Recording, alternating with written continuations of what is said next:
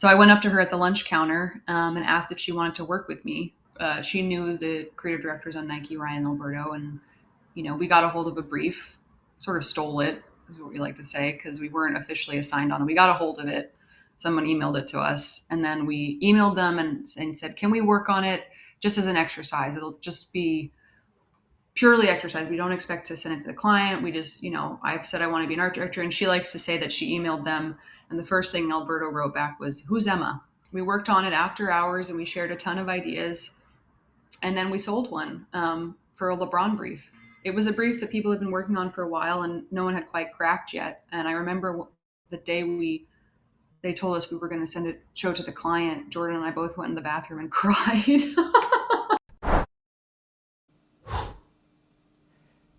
That's right, everybody. Your eyes are not deceiving you. We have legendary creative Emma Barnett on the show today, and she's going to break down her creative process and probably also your heart when you see how smart and talented and charming and intelligent and incredibly talented she is. Did I say talented twice? Well, it deserved it. And in case you didn't know, here's just a few of the Nike spots that she's done. Women will conquer more than just the soccer field, like breaking every single glass ceiling and having their faces carved on Mount Rushmore. And then we'll keep fighting, not just to make history, but to change it forever. Fine. Show them what crazy can do.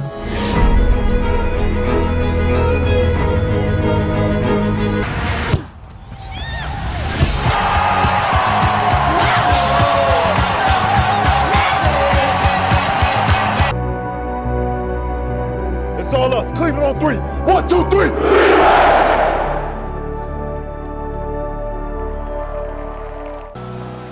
Mamba out.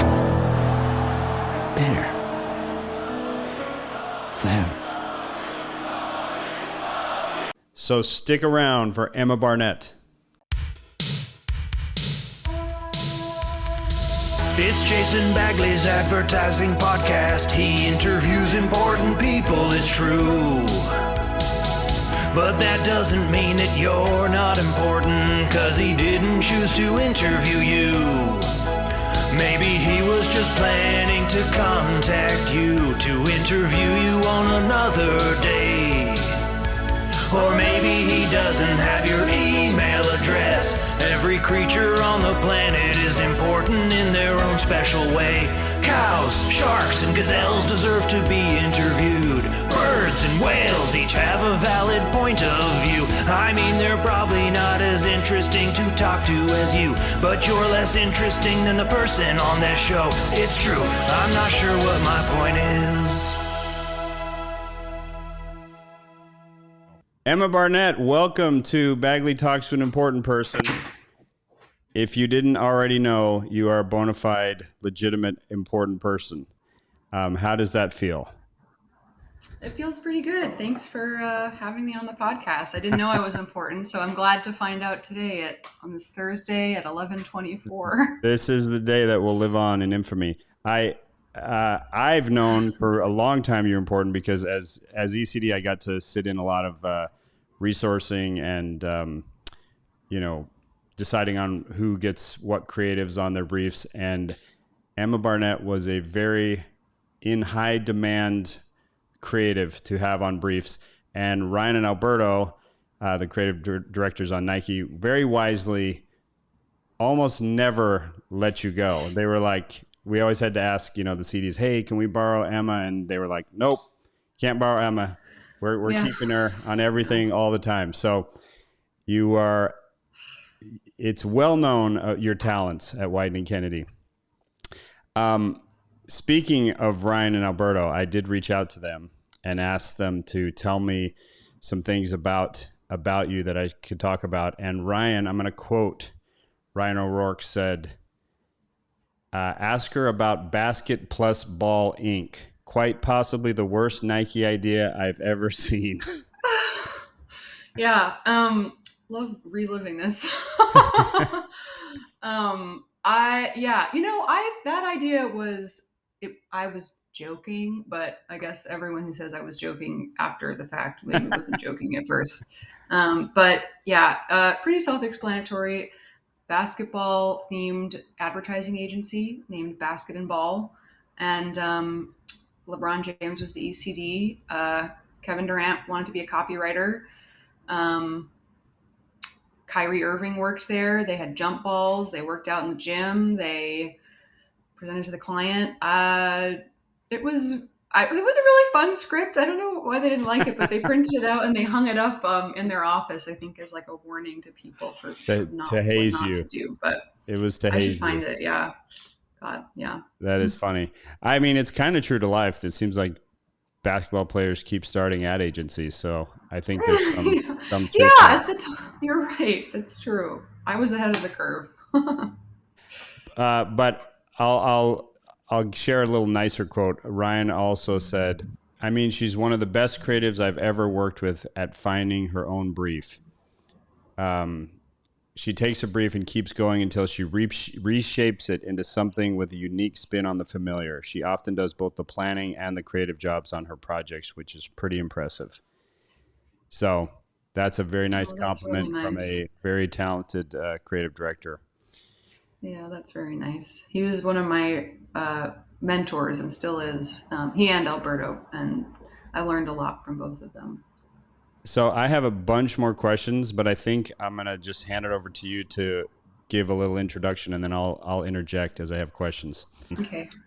So when you gave me this assignment, I treated it very much like a brief that I would get at work. And you said you wanted to hear me talk about my process to sort of illuminate that even for someone with a lot of experience, you know, we don't come up with ideas magically in a vacuum, that it's really hard and we struggle. Yeah, so I am doing 10 things I hate about advertising and how to hate them less, which if you don't know the reference, probably dated myself, but 10 Things I Hate About You, great film with the late Heath Ledger in it. So I'm Emma Barnett. I'm an associate creative director at Wyden+Kennedy on the Nike account. I've been doing this for 10 years and I do love it. I've worked with some incredibly talented people, had amazing mentors, and traveled the world. And even though the process gets easier over time, it can still be really hard. So here are 10 things I hate about advertising and how to hate them less. We'll get back to Emma and Jason in a moment, but if you want to listen to the full 2-hour and 20-minute interview with Emma and all other full episodes of Bagley Talks to an Important Person, check out Creative Mega Machine, Jason's exclusive 8-week creative coaching and mentorship program where Jason throws 6 metric tons of highly illegal, non-EPA approved rocket fuel on your career. Creative Mega Machine is a time machine for your career, teaching you exactly how to get the best work of your life about a decade earlier than you would otherwise. Through on-demand lessons and live Q&As with Jason, you will personally answer all your questions as he reveals all the secrets and techniques that he and his teams use to create iconic campaigns for Nike, Old Spice, KFC, Meow Wolf, and more. You will learn in 8 weeks what took him 16 years at Wyden+Kennedy to learn. There is absolutely nothing out there that will accelerate your creativity and earning potential faster than this 5-star rated program. Classes are capped at 20 students, so grab your spot before they're gone. Check out the show notes below to learn more about Creative Mega Machine. Let's get back to the podcast.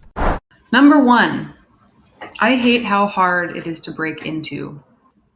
I started as a studio designer on Nike basketball, and at the time it was almost impossible to become an art director from being a designer, and I was told to go to ad school, and that while I really tried harder than anyone else, I should eventually try to do something else, which was really discouraging. The moment I walked into Wieden, I was like, I want to be an art director, and it was really difficult. It was not easy to do that.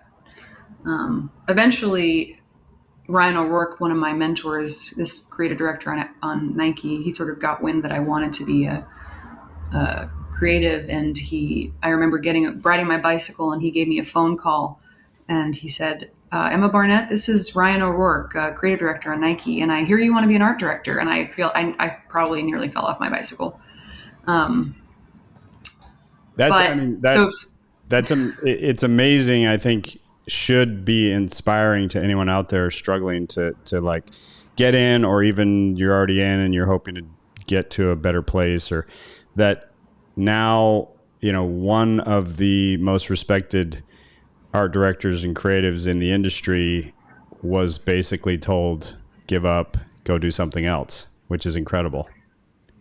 Yeah, it was a real mixed bag. You know, there were some creative directors who were supportive. Don Shelford was another one, but some creative directors just said I should go to ad school, and other people said eventually, you know, think about something else. And it was frustrating, especially because I really thought I could do it if I were given the chance. So Ryan sort of got wind that I wanted to be an art director, and around the same time, I had been working on a project called Summer is Serious for Nike basketball as a designer, and a junior strategist named Jordan Dinwiddie was working on it as a copywriter. So I went up to her at the lunch counter and asked if she wanted to work with me. She knew the creative directors on Nike, Ryan and Alberto, and you know, we got a hold of a brief, sort of stole it, is what we like to say, because we weren't officially assigned on it. We got a hold of it. Someone emailed it to us, and then we emailed them and said, can we work on it just as an exercise? It'll just be purely exercise. We don't expect to send it to the client. We just, you know, I've said I want to be an art director, and she likes to say that she emailed them, and the first thing Alberto wrote back was, who's Emma? But they let us work on it.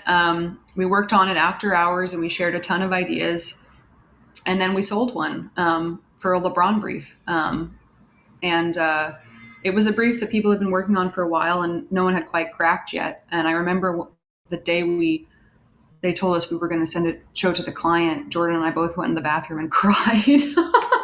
Oh, that's sweet. Which is one of the first of many times that we've cried together.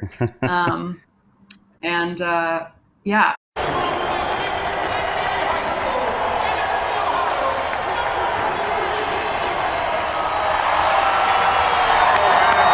Bring it on in. It's time now. It's our city. We got to do it for them, dog.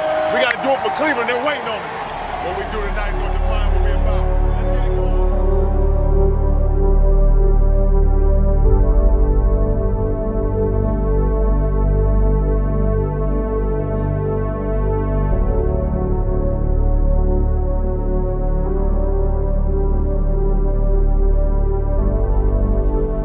Every single night, every single practice, every single game, we got to give it all we got. Because they going to ride with us. Everything that we do on this floor was because of this city. We owe them. We're going to grind for this city. They're going to support us, man, but we got to give it all back to them. We get it done. The toughness that we have on the court is going to come from this city. Everybody, the whole city of Cleveland, that's what it's all about. It's time to bring them something special. Let's go. Bring it on in, everybody. Let's go. Let's go. Hard work on 3. Together on 6. 1, 2, 3. Hard work. 4, 5, 6. Together. Hard work on 3. Together on 6. 1, 2, 3. Hard work. 4, 5, 6. Together. Here we go, man. Hard work on 3. Together on 6. 1, 2, 3. Hard work. 4, 5, 6. Together. Together.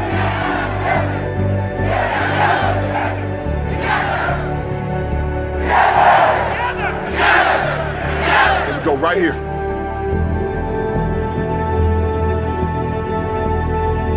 Let's get it.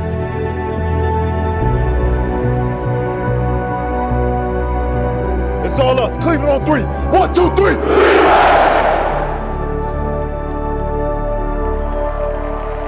I mean, what a cool story. And I think, again, a lesson to be learned there for people is like, be ambitious, put yourself out there, like do whatever you got to do. I'm always telling people, like, if you aspire to do a type of work or a level of work that you're not being allowed to do at the place that you're at, like do spec work, do work nights, weekends. That's how I got into Wieden+Kennedy. I didn't go to portfolio school, and I worked nights and weekends to get a bunch of fake work together because I knew that was the only way it was going to happen. But it's, you know, ambition goes a long way. Yeah, it does. Actually, Ryan, my mentor and creative director who you quoted earlier, one of the things he likes to say is that the reason I became an art director is because I was annoying, which is, he says that a lot of people have come to him over the years and said they want to be a creative, but he never really hears from them again.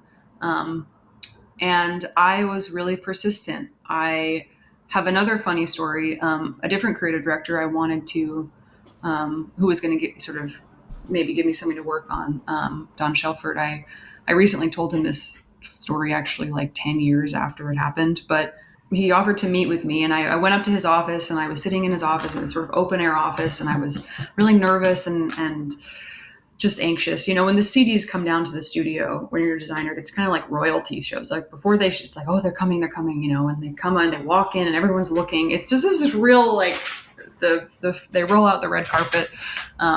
And I was really nervous, and I was sitting in his office waiting. And then I heard the voice of my current boss in studio, who was a really nice guy, but I was so nervous that he was going to get upset that I wanted to be an art director, that I hid in Don Shelford's office behind his bookshelf. And I hid in his office. I heard the voice of my current boss. I hid there, and Don came in, and he looks down, and he's like, "What are you doing?" And I was like, "I'm just looking at these books. This disco book seems really interesting. What's the story here?" And he had no idea that I was hiding in his office until recently. And I told him drunkenly at a party, I was like, I hid in your office one time. But yeah, it was, which is, I wish that, I don't think that's like a thing unique to Wyden+Kennedy. And I think it's the industry. And I think especially at the time, I think for women getting in the creative department was difficult. Coming in from a studio position was difficult. But at the same time, even though I got resistance, eventually, you find the right people, and you find people willing to invest in you. And I think that's why you have to be persistent, because there will be people who want to give you a chance, who see what you're up to, who are willing to take the time to teach you. And I wouldn't be where I am if, Ryan and Alberto hadn't decided to give me a chance and, sold an idea through, which helped. But don't give up, because there will be people who want to invest in you. Well, one of the things I talk about is that the best creatives in the world are relentless, unstoppable forces. That's one of we're annoying. Yeah, and it really is true. I look at myself, and I always say, I don't think I was anywhere near the most talented person at any agency, and yet I think I was willing to be more annoying. I was willing to be. I just wouldn't stop, and I think that is kind of, if I have any secret to any success, it's just don't stop. Just want it bad enough, and don't be afraid to be annoying, and err on the side of being too annoying rather than sitting back and just complaining and thinking, well, I tried, it didn't work.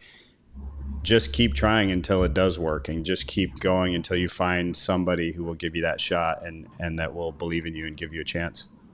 Yeah, absolutely. I mean, I feel like this whole presentation could have just hinged on me being annoying, because, whether it's from the start of my career to being on production to working, I feel like being annoying gets the job done, And I think for women, it's also, there's a bit of a double-edged sword, because what men experience as assertive and demanding and, or assertive and confident and passionate, women are construed as irritating or complaining or whiny, so I've had to, and I've made work about that specifically.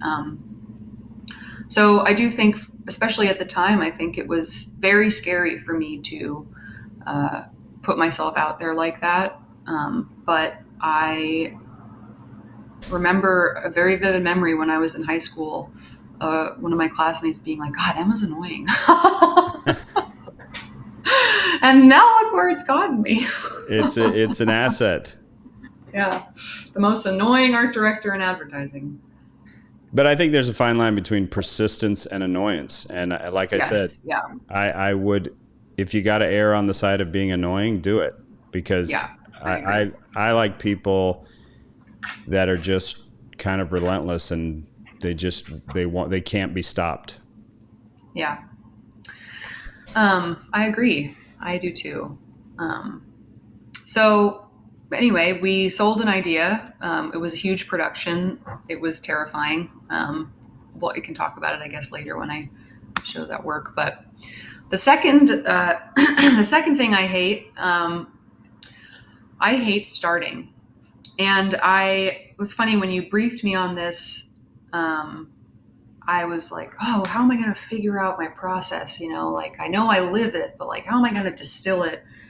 And I realized, you know, in going on this show and preparing this presentation, I was doing my process, because the very first thing I did as soon as you said, you know, would you like to be on the show? Would you mind preparing something?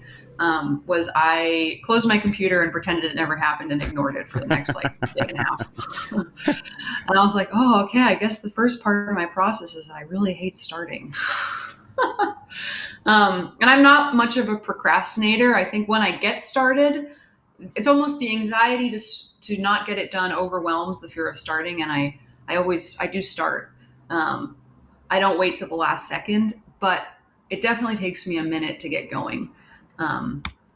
As soon as I get a new project, I ignore it. I clean, I exercise, I have an appointment.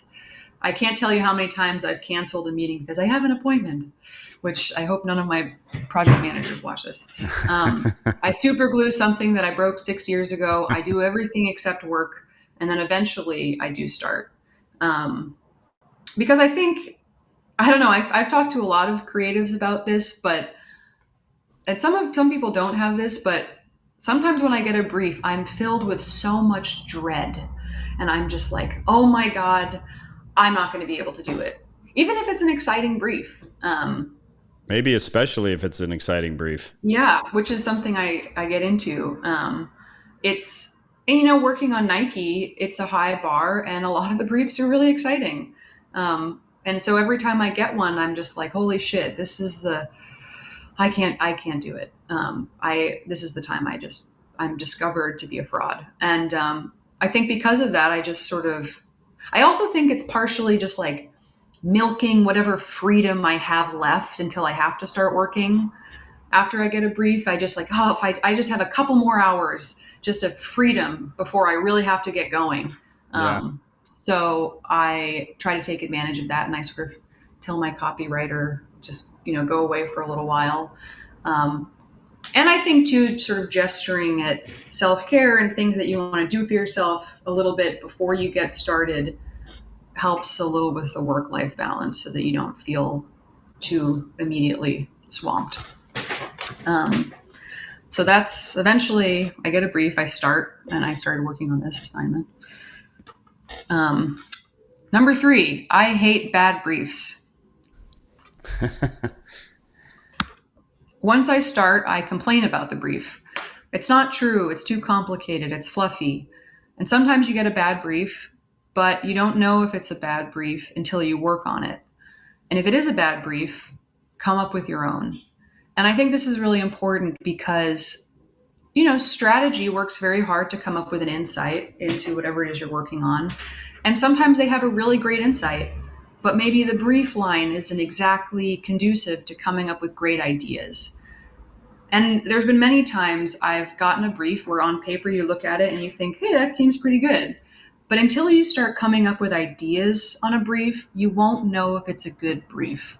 And you have to pressure test it. And it took me many years to realize that if I wasn't coming up with great ideas on a brief, as someone who can consistently come up with ideas, if I wasn't coming up with anything good at all, or was really, really struggling, maybe there was something wrong with the brief. One of my favorite ads that I did, Dream Crazier, which was about, you know, women being called crazy, which we can watch later, was a brief that I just came up with. I knew they needed to come up with something revolving around crazy dreams for Nike. They had just done the Dream Crazy campaign with Colin Kaepernick, and they wanted to do something that focused on women. And I thought, well, I hate being called crazy, but being crazy has gotten me where I am today. And that became the idea, and that became the brief, and that became the ad that, you know, went on to win a lot of awards and really impact a lot of women, which was really meaningful to me, being in an industry that is not necessarily always historically focused on championing women, I guess. And a phenomenal campaign. I love that campaign. That's the competitor burning brightly in him. Oh, now we've got gamesmanship going on. Oh, do shut up, you lady. I have so much love and respect for Kyle Busch's passion. We got a great cat fight for you. Saucer of milk party you too. You seem to be getting better round by round. Can you give us a twirl and tell us about your outfit? I have never cheated in my life. And you know how many other men do things that are much worse than that? She made it about gender. She would not let it go. We'll be back in a moment. If we show emotion, we're called dramatic. If we dream of equal opportunity, we're delusional. And if we get angry, we're hysterical, irrational, or just being crazy.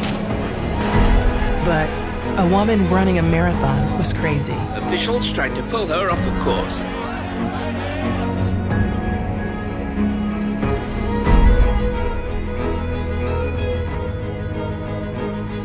Have you seen Serena Williams' new Nike commercial? Honestly, I had friends, people on social media talking about how they were showing their daughters that commercial, you know, and being like, oh, my daughter, she wants to be crazy too now. A woman running a marathon was crazy.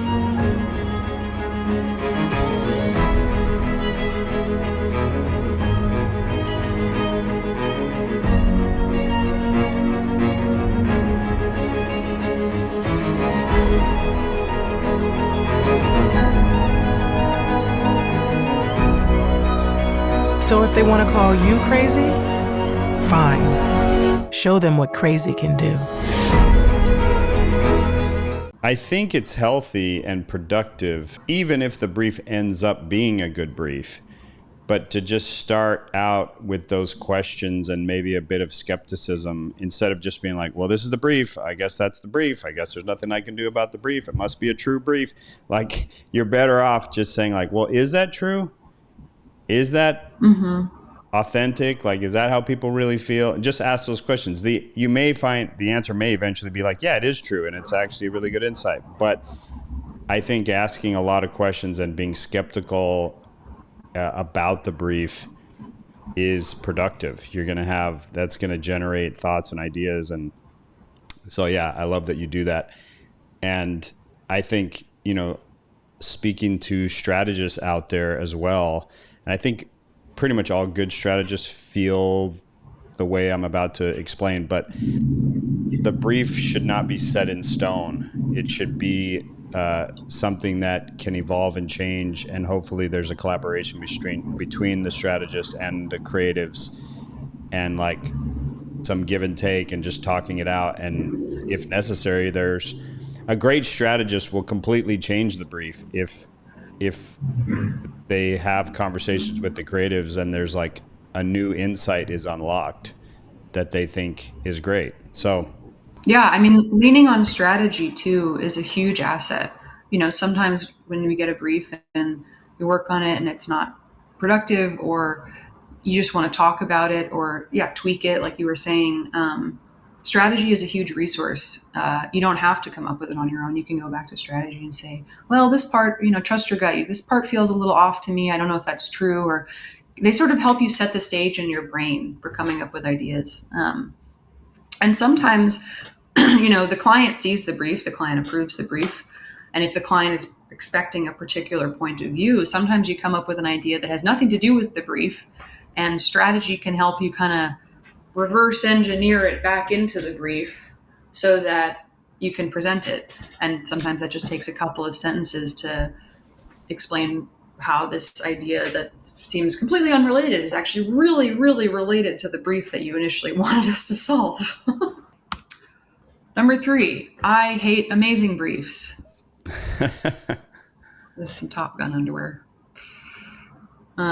which is a great movie if you haven't seen it in IMAX. sometimes you get a really amazing brief, the kind that everyone wants to work on, but you don't crack it right away, and suddenly everyone is working on it, and then you're all competing, and it's a huge pressure cooker, and you're freaking out because tomorrow's the check-in, and what if you literally never think of another good idea ever again? And this speaks to what we were talking about earlier, that, you know, sometimes the best briefs are the hardest because you end up putting a tremendous amount of pressure on yourself. And this happens to me a lot. I feel like oftentimes I come up with my best ideas for briefs that are really low stakes because there's just nothing kills creativity like a ton of pressure, for me at least. Some people thrive under pressure. But if I feel like I'm competing with my coworkers and I'm looking at their ideas to see what they came up with, and I'm not having any fun because suddenly my self-worth and my self-esteem are really tied into what idea I come up with, I'm never going to come up with anything. My boss, Alberto Ponte, he always says that if you try to come up with an amazing idea, you're never going to find it, and you'll be a lot more miserable in the process. Absolutely. And he knows me very well. In my process, I tend to get so fixated on coming up with the next great idea that I lose sight of the fun, meandering process that you have to take to get there, and just writing small ideas out and going down this way and going down this way. And it's really paralyzing if you think, I have to come up with the next great Nike idea that's going to change the world. Because very often the briefs do say that. You know, I got a brief once that said, Nike wants it to be like the moon landing. And I was just like, the moon landing? This is advertising, you know? Like, okay. Yeah. That's definitely a way to shut down creativity, is just come up with the best ad ever. Like, if you're thinking about that, you're not going to come up with the best ad ever. Yeah.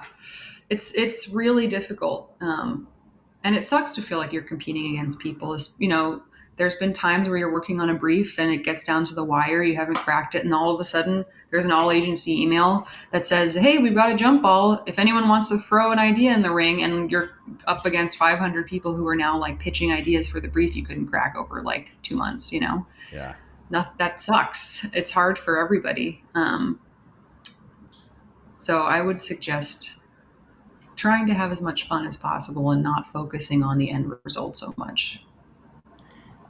Yeah, absolutely. Yeah. That's something I love to tell creatives, and I'm just a broken record about, is if you can just focus on coming up with a lot of ideas and don't judge yourself in that process, when you're in the process, just take all that pressure off yourself of coming up with a quote unquote great idea, and just come up with tons of ideas. And then later you can put on your editor hat and go through and decide which have any merit. But you just end up paralyzing yourself if during the creative process you're putting that much pressure and judgment. Like, just completely forget about the fact that it's the Super Bowl or that it's a big Nike brief that's supposed to be amazing, and just be playful and come up with tons of ideas with no judgment on whether they're even good or not at that point. And then later you can come back and do that. But it's just, I find that almost universally that kind of pressure shuts down most creative people. Yeah, I agree. It does. If you're lucky enough to work with a creative that you know, you can make each other laugh, that's like, use that, you know, like if you can make each other laugh, like you're having a fun time, like go out to lunch and work, or go for a walk, or go to a movie together. If you can make each other, I've come up with the best ideas with people when we're just fucking around and goofing off, you know, because the brief, when you have the brief and you have all that information in your brain, it's still there. And I talk about this a little more later, but like, the stage is all set. You've got it all in your brain. And then when you let your brain just relax and you laugh for a second, or you make a joke, or you talk about something else, that's when your brain starts to fire off new connections for new interesting ideas that you wouldn't have thought of. And then you're suddenly like, wait, maybe that's the thing. Wait, should we just take that thing we were just joking about? And like, maybe that works for the idea, you know, like you got to let your brain enjoy itself. But that being said, you know, I totally understand. And I spent many years, especially at the beginning of my career, being very worried that if I didn't come up with another idea, they were going to fire me. You know, that you're only as good as your last idea kind of mentality. And That's not fun either. So I understand that it's difficult for sure. Yeah, totally. And it still happens. Sometimes I don't crack a brief. Emma Barnett Number 4. sometimes doesn't crack a brief. What?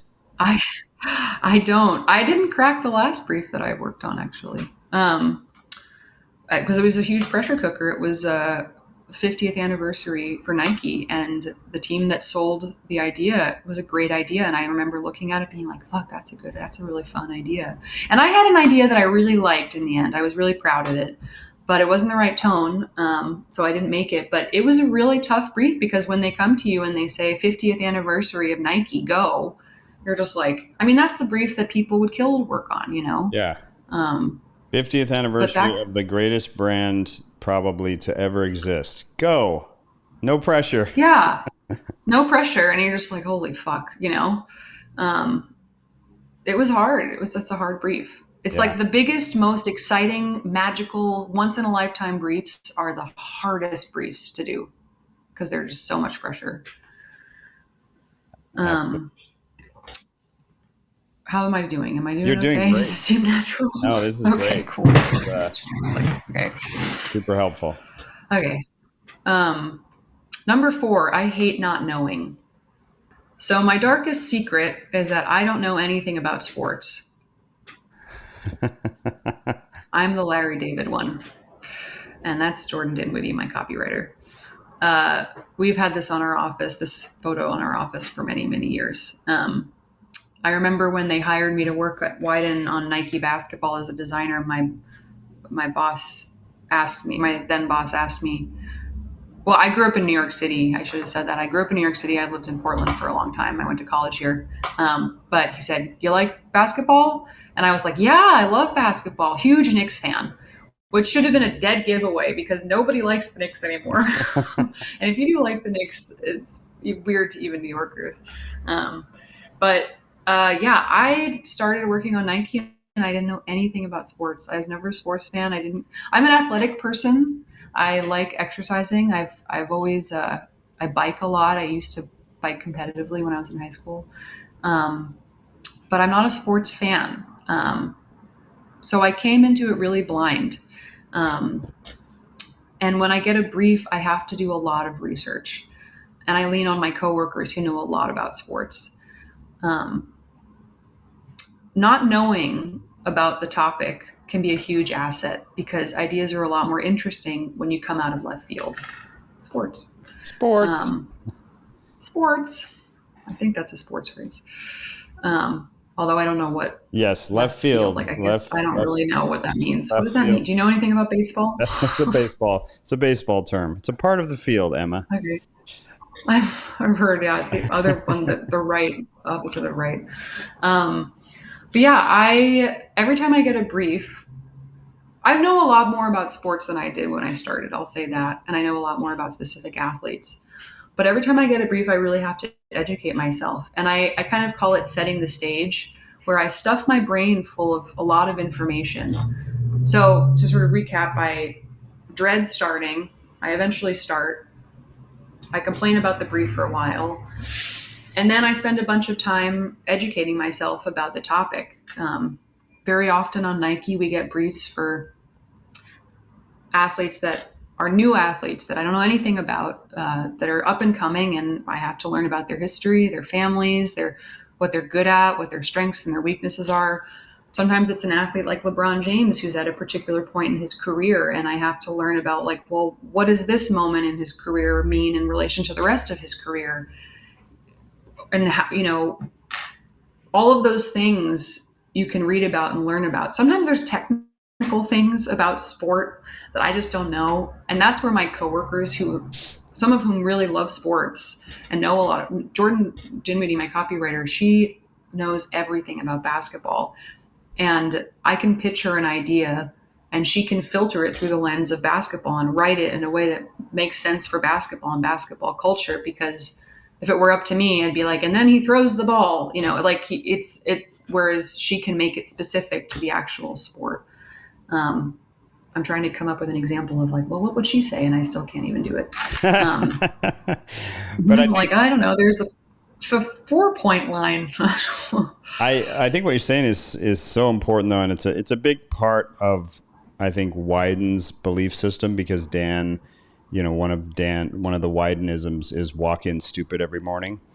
And Dan has always been a big believer that it's rarely the experts that have the brilliant new creative insight or creative execution. It's usually, if you look throughout like a lot of art and history and science, it's often somebody who's coming in. I mean, this is why immigrants have been kind of the lifeblood of ingenuity in the United States, because they come in with a totally different insight and they're not stuck with like, this is the way everything has to be done. They're coming in and like, well, why don't we try it a different way? And I think the fact that you don't know a lot about sports, it reminds me of Joe Staples being the CD on Chrysler. Joe Staples was British, didn't have a driver's license, had never driven a car, and he was the creative director on Chrysler. And that insight is incredible. And I think, of course, you need people on Nike that know sports, but I think obviously it's worked brilliantly to have somebody who is not a huge fan of sports. And I think that it's really important. It's that people realize you don't necessarily, sometimes your ignorance is the most interesting thing. And, some of my best creatives that I hired on Old Spice back in the day, a male grooming brand, were women. Chen and Ruth Bellotti and Ashley Davis Marshall. And, they came at it from a slightly different point of view, and that worked. Yeah. I mean, it's important to, if they only had people working on Nike that only lived and breathed sports and Nike commercials, you wouldn't get anything interesting. Like there has to be a mix of people that have other interests. And I might not know a lot about sports, but I can bring in all sorts of other references and viewpoints. And I think that mix can really make for a really interesting point of view, and you get something new and fresh that you wouldn't have thought of before. Otherwise, it can be really regurgitating of the same kind of fodder over and over again. So, it's really valuable to not knowing is a huge asset. And if you care about it, you can learn about anything. And it's fun to dive into a brief and be like, well, what's this person's story? Like, why are they an interesting athlete? And where do they come from? And usually in the moments when I'm doing the research, regardless of what the brief is, that's where I find the interesting thing I want to talk about and what I want to do an idea on. When you really dive in and you learn about something, you're like, oh, that's an interesting thing that this person has that someone else doesn't. This is what makes them unique. Like, I want to come up with an idea about that. So it's really important to sit down and don't just take what the brief gives you, but really spend some time doing some, if you get a brief about a really unique kind of toothpaste, really dive into toothpaste and why is that toothpaste different than other toothpaste, and where did it come from, and who invented it, and who have they tested it on, and there can be something interesting about anything, I guess, if you spend the time to research it. For sure. Toothpaste. Number 5, I hate getting stuck. That's me. That's Pooh Bear. Which maybe also dates me. I don't know if kids like Winnie the Pooh anymore, but we all get stuck, even people with a lot of experience. Getting stuck sucks. So how do I get unstuck? I stop. And this is, I think, a really important thing to learn. And it's really difficult because it's really counterintuitive. But if you are working for hours and hours and hours and hours, and you're banging your head against the wall, and you haven't come up with anything, you think, well, I just got to keep working. I just got to keep going, and then I'll come up with something. But you absolutely probably should stop, because you need to let your brain rest. And, you've set the stage, you've pumped it full of tons of information and thinking about the topic. So it's still working even when you aren't. And very often you might think of your next best idea in the shower. So you should always keep your notebook in the shower, which actually, one of my copywriters does have a waterproof notebook in her shower. And I keep a notebook next to my bed, actually. I came up with a lot of the thoughts for this presentation one night at like before falling asleep at like 1 a.m, which was inconvenient to say the least, but I thought of them and I was like, oh, no, I got to turn the light on and write this down. But I think it's really important to stop. It's like, you got to do something else, go to a movie, take a break, read a book, get some exercise. That's a huge one for me. Very often I'll work and you're sitting there and you're sitting in your desk and then go get some physical activity and suddenly you think of an idea while you're exercising. It's kind of incredible. And I don't know a lot about sports, but I will say I love moving my body and I love yoga and exercise and all sorts of stuff. And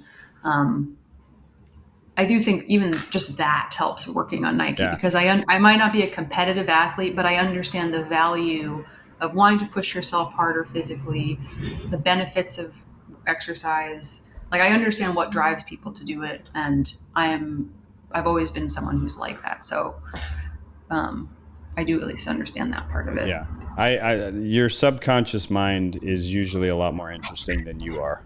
I think that's kind of what I'm taking away from the slide. Mm-hmm.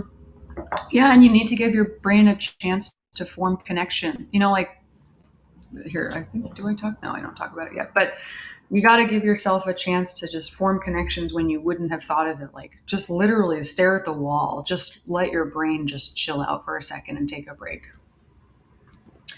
Number 6, I hate being alone. We all need alone time, but we can't work in a vacuum. It takes a lot of people to make an idea come to life. Ask for opinions, ask for help, listen to people when they bring up a problem.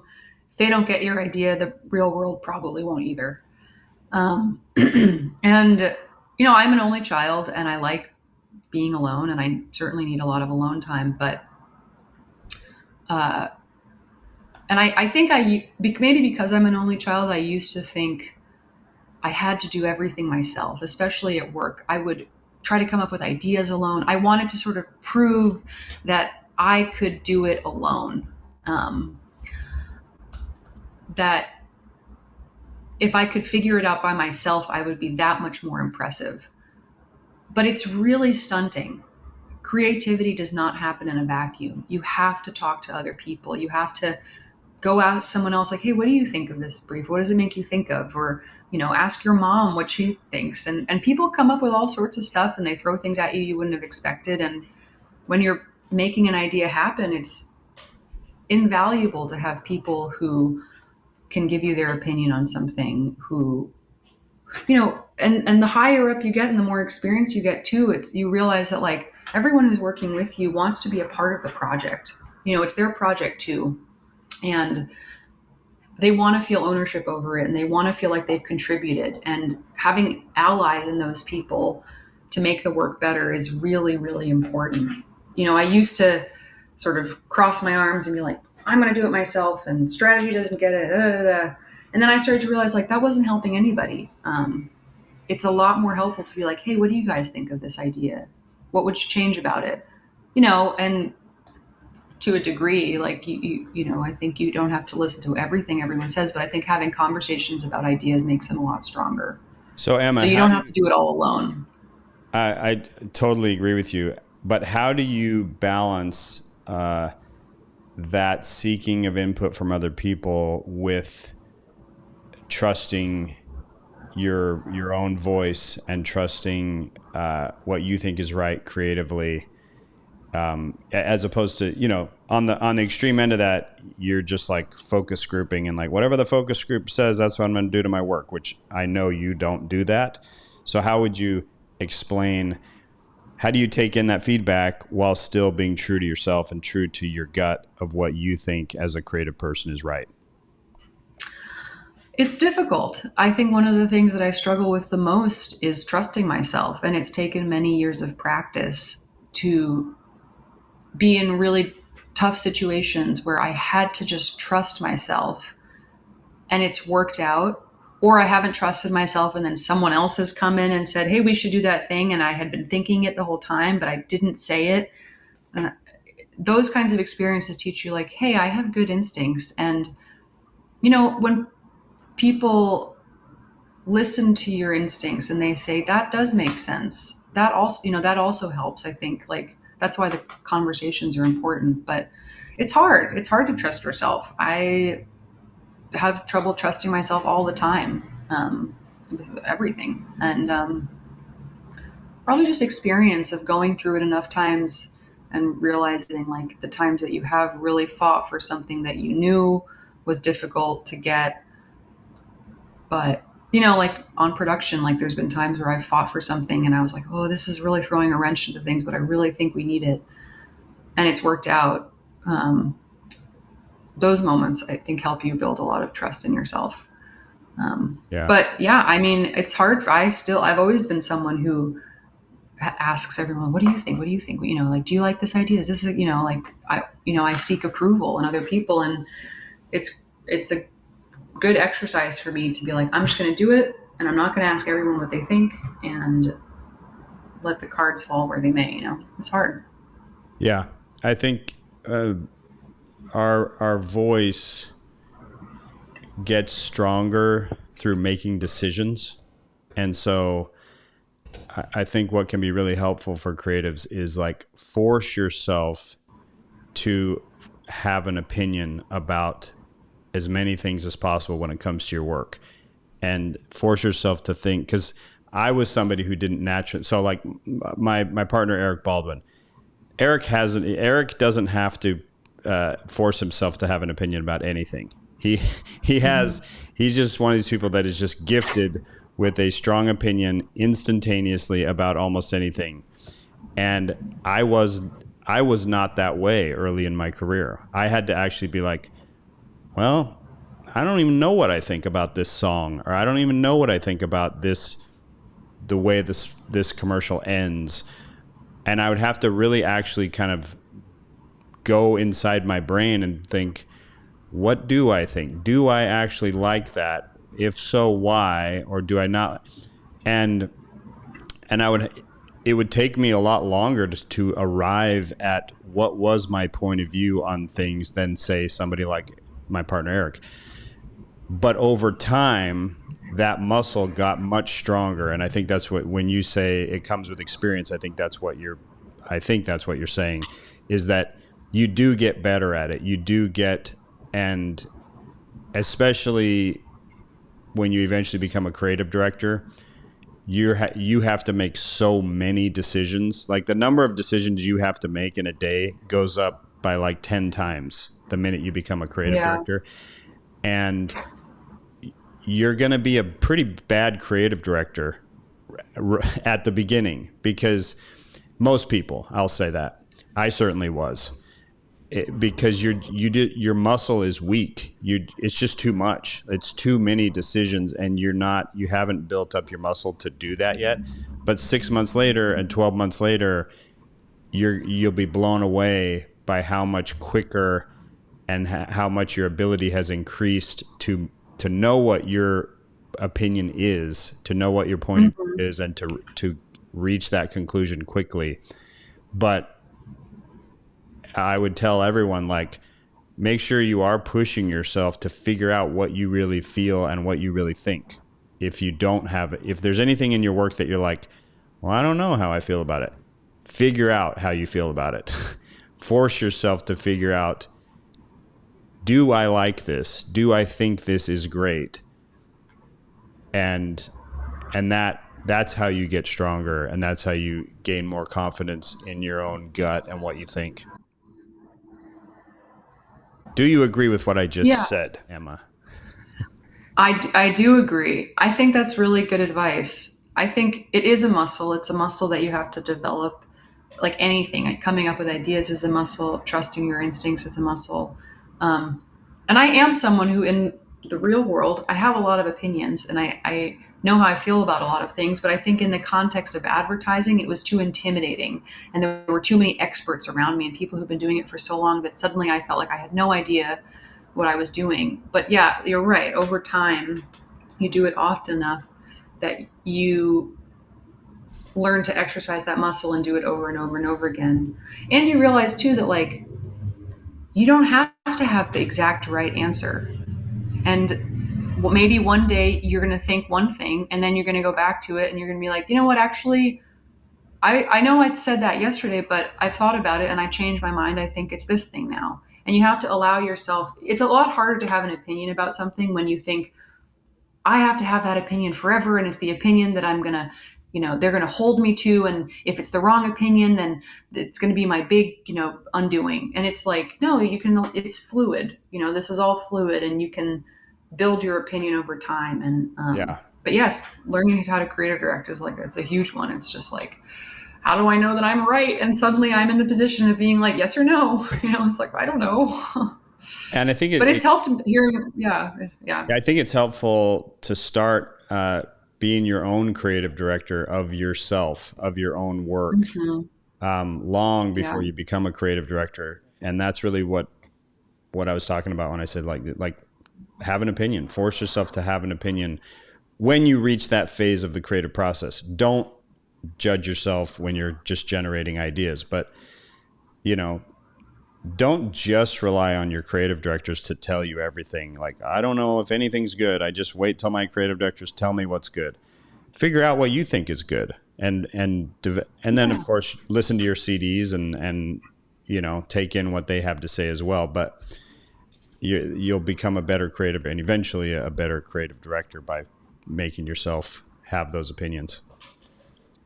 Yeah, and if you don't really know what it feels like, if you're like you're just like, God, I don't even know what like you were describing, like what I do like, maybe a good litmus test is, do you get excited about it? Like if you have a couple of ideas in front of you, which is the one that brings you the most joy? Like to Marie Kondo the situation. Like, because at the end of the day, if you present a bunch of ideas to your CDs and you don't really get excited about any of them because you don't really know what you like, and then suddenly you're stuck making an idea you don't really enjoy and you're not really excited about, there's like 4 months of your life suddenly that you have to be making an idea that you don't totally get behind, you're not really that excited about, and it's probably not going to be great. Like if you don't know how to tell what you like or don't like just literally see what makes you excited on paper, like this is just, there's a little more spark in this one. I kind of laugh at this one. So like go follow that direction, Yeah, totally. 7, I hate losing sleep. This shit is stressful. Here's how I don't die. Advertising is very stressful. It's really stressful for everybody. You have to make sure you do things to take care of yourself. Exercise. Phone a friend. Cry. I do this one a lot. See a therapist. Go to a movie. Find a hobby. That's me. Skateboarding in Montana, which I never thought I would do at 34 years old, skateboard, but I wear my helmet and my wrist guards and everything. Take a nap. Have a life. You really just have to do things that offset the stress, because it's so easy for working to become your entire life. And I'm on sabbatical right now, and so I've sort of become acutely aware of like how many hours you do spend working. And if you don't do things to offset it, like if you don't take a break and you don't give yourself a weekend, the work is going to suffer. I can guarantee that it won't be better because you're miserable and exhausted. Burnout is a real thing, and it might not feel like you have the luxury to take a break, but you do. And if you don't feel like you do, then you should talk to your boss and say, I need to take a break. And I think it's important that in our culture, we try to cultivate more open communication about how people are doing. And it's a tremendous luxury to be in an industry where I can even go to my boss and say, hey, I need a break. I'm kind of burning out. Like I recognize that's like a very privileged position, but I do think it's important. And I think that everyone should try to take advantage of making sure they take care of themselves in this industry, for sure. Yeah. I think it's actually quite practical that there's tons of data to show that your productivity just absolutely goes into the toilet after a certain number of hours of work and not getting sleep. And so I do think it's a balance of, I don't know any of the most success. Like if you want to be among some of the best creatives in the world, I don't know any of those people who just work strictly 9 to 5 and they take every single weekend off. So it is going to take some work, but I think being really smart about how you work and making sure that you're taking breaks and making sure that you realize, you know what, I could sit here and I could stay here till 2 a.m, but my productivity is going to be so horribly bad. I'm much better off going home, getting some sleep, and hitting this in the morning with a fresh, brain than just like trying to power through constantly. Sometimes, if you got to pitch the next morning at 9 a.m., then you're going to have to, you got no choice because there is no more time. Yeah. But most of the time there's time, and we would be better off going and sleeping and letting our subconscious mind work on the problem and coming back like fresh and energized. And also, not everyone needs to be among the best creatives in the world. Mm-hmm. There's a whole spectrum of acceptable things for a great and meaningful life, and not everyone needs to be Emma Barnett and an absolute rock star. It's totally acceptable to just be really good at what you do and make great work. Maybe not as much great work as prolifically as some creatives who choose a different way, but that's acceptable. That's okay. And it's okay for the person who loves working and they want to work a little bit harder and a little bit more, and that's also okay. Everybody's got to do their own thing, but across the board, whoever you are, I totally agree with you. Taking care of yourself, taking enough breaks, getting enough sleep it's really, you're just better off. You're going to actually do better work. Yeah. If you're not burning yourself out. And life changes, there might be a couple of years where you really want to hit the grind, and you want to focus on work a ton and it makes you happy. And then maybe there's a couple of years where you're like, no, what, I actually need to take a step back and focus on myself more. And I'm happy to be a little less of a productive creative. How long did it take you to kind of, were you someone who like used to stay up grinding until 3 a.m. and then when did you sort of learn this lesson? I felt such imposter syndrome, particularly when I got to Wieden+Kennedy. Here's an example. My heroes, in the entire industry, Jeff Kling and Jeff Williams were like two of the people that I most was obsessed with their work, and I knew their names. I didn't know them, but I would go in award shows and I would look in the back and I would literally just look up their names because I just wanted to see everything that they ever made. And very shortly after getting to Wyden+Kennedy, I was partnered with Jeff Williams. And so the pressure, the imposter syndrome that I felt. And so, I would stay up till 3 a.m, just trying to get to something that I thought, trying to impress Jeff Williams. And I'm sure then you showed it to Jeff and he'd be like, well, I don't know. I usually did not impress him. I would be there till 3 a.m, and then I'd get in the next day and I'd be like, hey, what'd you think of what I sent you? And he'd be like, I don't know. Seemed flat as a pancake to me. And or he would say, well, you know what this assignment needs? A really good writer like Jeff Kling. And I would be like just crushed. Just absolutely crushed. But then I would just try harder the next time. And then eventually Jared Higgins came to me one day. He was working with Williams, and he said, I got to tell you this story. I wrote a bunch of headlines and I showed them to Jeff, and he looked at them, and then he turned to me and said, you know what this assignment needs? A really good writer like Bagley. And I was like, wow. That is the greatest moment of my whole life. That means more to me than any award or anything. But I was a workaholic for probably my whole career. Probably, let's say 14 years straight. And that was fine. I look back and I could have worked a lot smarter, and there's things I would change in terms of just I would realize that working until 2 a.m. was not productive, and maybe working until 9 p.m. would have been okay for me personally, but I should have probably gone home at 9. And most people should not work till 9 every night, by the way, but that worked for me, and I loved it. And there was so much opportunity that I just didn't want to miss anything. And I was very prolific, and that was a time in my life when that worked for me personally, and I don't regret doing it. But I could not do that now. Like, I can't work like that now. I just don't. I'm in a different stage of my life. I'm 116 years old, and I can't. Me too. I can't work like that. I mean, I literally just can't. I don't have the mental and physical energy that I used to just work that long and hard. So I have to give myself more breaks now. But everything, you got to just pay attention to yourself. Nothing is wrong for anybody in terms of the way they work or how much they work. It's not wrong for people to work 35 hours a week if that's what they want.